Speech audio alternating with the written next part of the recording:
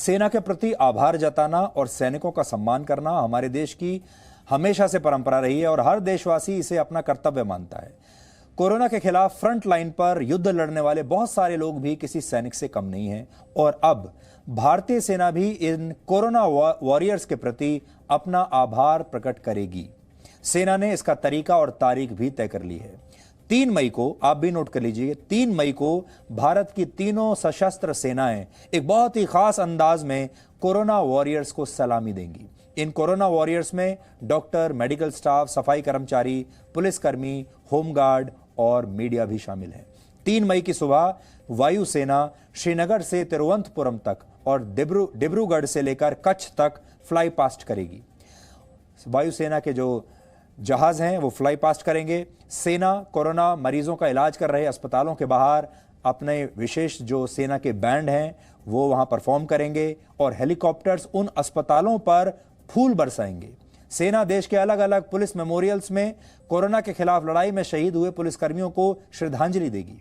शाम को नौसेना के जहाज समुद्र में एक अलग रोशनी बिखेरेंगे। On behalf of the defense services, we have decided to express our gratitude to all the corona warriors, every person who has been involved in providing support to our nation and to its people, in ensuring that all of us remain safe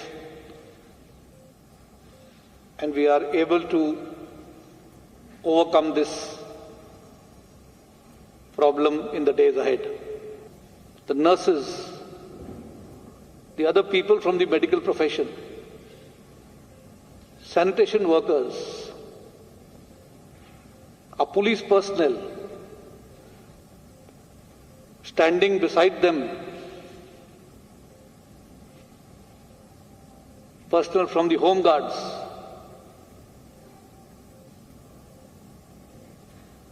delivery boys who have been delivering essential commodities in the homes of the people, and of course we cannot forget the media which has been reaching out to our population with the message that has emanated from our government from time to time. General Bipin Rawat ने आपको वो सब लोगों के बारे में बताया जो इस संकट की घड़ी में अपने घरों को छोड़कर, अपने परिवारों को छोड़कर, अपनी जान खतरे में डालकर इस देश के लिए काम कर रहे हैं, आप लोगों के लिए काम कर रहे हैं। उन्होंने मीडिया का भी नाम लिया और आपने ये भी देखा होगा कि मीडिया में, न्यूज़ चैनल्स पर आपको हर रोज़ पहले की तरह ही ताज़ा खबरें देखने को मिल रही हैं, ताज़ा अपडेट्स, ताज़ा जानकारियाँ, सब कुछ पहले की तरह ही चल रहा है। हमारे जो लोग हैं वो भी पहले की तरह ही काम कर रहे हैं, सिर्फ इसलिए क्योंकि हम चाहते हैं कि आप सब जो हमारे परिवार का हिस्सा हैं, आपको जानकारियाँ, सही जानकारियाँ बिल्कुल समय पर मिलती रहें और अगर कहीं कोई फेक न्यूज़ चल रही है, कोई गलत जानकारी है तो उसे भी हम आपके लिए ठीक करते हैं, क्योंकि इस संकट की घड़ी में जानकारी आपका सबसे बड़ा हथियार बन सकती है। इसलिए ये मत समझिए कि ये जो बाकी लोग काम कर रहे हैं सिर्फ शौक से काम कर रहे हैं।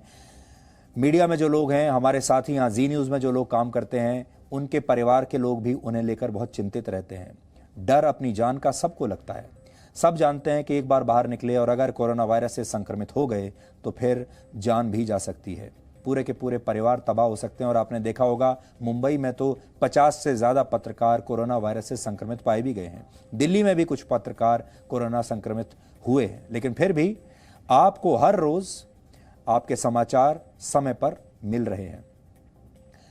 जनरल रावत ने जो दूसरी बात कही वो ये कि मनोबल जो है, मनोबल संकट के काल में मनोबल को ऊंचा रखना बहुत जरूरी है और भारतीय सेना जो करने जा रही है 3 मई को, वो देश के मनोबल को बहुत ऊंचा करेगा, वो आप सबके मनोबल को बहुत मजबूत करेगा, बहुत ऊंचा उठाएगा। क्योंकि जब तक आपका मनोबल मजबूत नहीं होगा तब तक आप इतने संकट की घड़ी में इसका सामना नहीं कर पाएंगे। इसलिए सेना अलग अलग तरीके से आपको बताने की कोशिश कर रही है कि सब कुछ सुचारू रूप से चल रहा है।